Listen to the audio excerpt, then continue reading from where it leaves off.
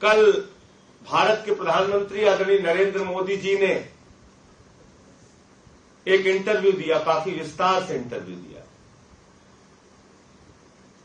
लेकिन उस इंटरव्यू में जो सबसे ज्यादा हैरान करने वाली बात थी, जो सबसे ज्यादा चौंकाने वाली बात थी कि भारत की आजादी के बाद देश का एक प्रधानमंत्री आजादी के बाद के हुए सबसे बड़े महाघोटाले को खुलेआम डिफेंड कर रहा है।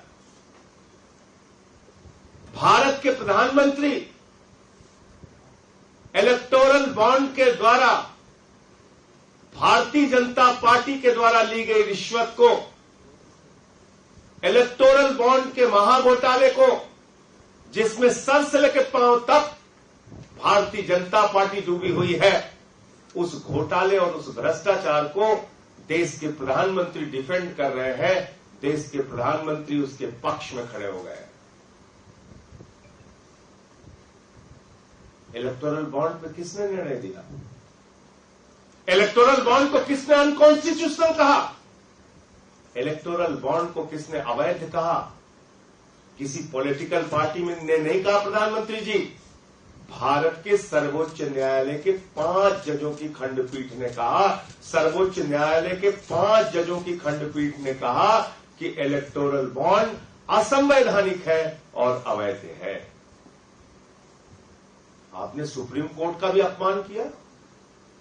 भारत के प्रधानमंत्री को देश के सुप्रीम कोर्ट से माफी मांगनी चाहिए।